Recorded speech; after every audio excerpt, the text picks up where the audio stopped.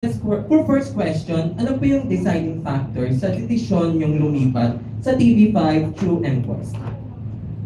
Yung nga katulad sinabi ko kanina, ang gaang ng katrabaho ko, mga katrabaho. And that's a really huge factor. Like I said, ang hirap magtrabaho kapag maraming sungit. Sungit sa ano. Diba? Tapos Papi, tawa ng tawa yan kaya ano Tawanan lang ang buhay. Oo. Sarap kasama yan. Thank you, Mr. M. Okay, we have another question. Is that okay already? You have a follow-up? Okay, sige, go ahead. For the second question po, can we expect major changes in MQuest, particularly sa MQAA sa pagpasok niyo? Konting fiddling around with the machine. So yung mga natutunan namin sa ibang stasyon, over the years, yun sana ang gagawin dito. Like I said, less mistakes. Kasi knowledge na hopefully we can fiddle around with the machine and make it more competitive. Sabi ko, more in your face.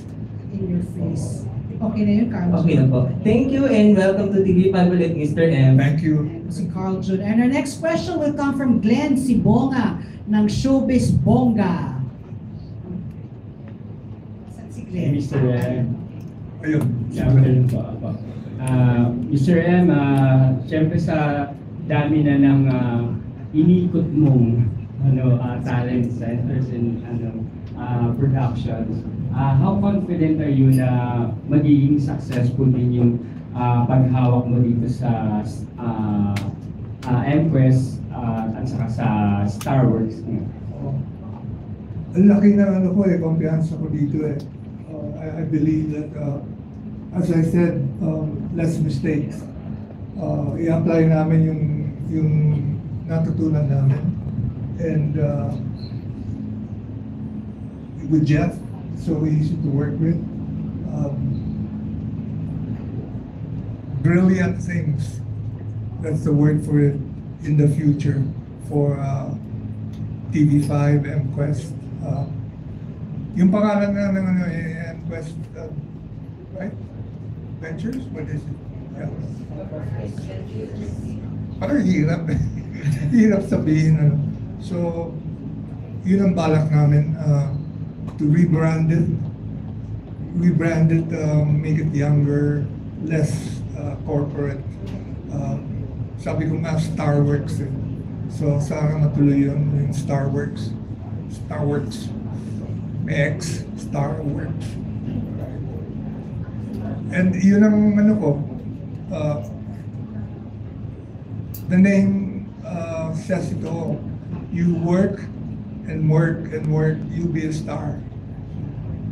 Okay. Mr. M, kumbaga, nagkaroon ka na ba ng time na kausapin yung mga TV5 artists? Sino yung nakikitaan mo talaga ng malaking potential? Ito yung mga yan na nandito. Yeah, I think potential is there. You believe it? Yeah. I'll tell you, it's the truth. You guys are here now because you're the guys. Lilipad rin kayo. Yeah. Si Miss Queen na yun. Sabi niya, anong costume ko sa paglipad?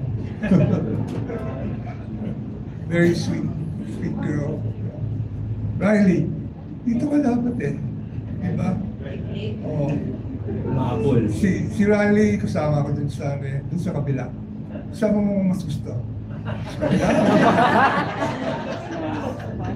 Mr. M, sinundan kita sa lahat ng stasyon. Wow! Tama yun. Dun sa isang stasyon, sa GMA, tapos dito ngayon, okay yun. Okay. La kwenta mo. Okay, next question. We have the last question.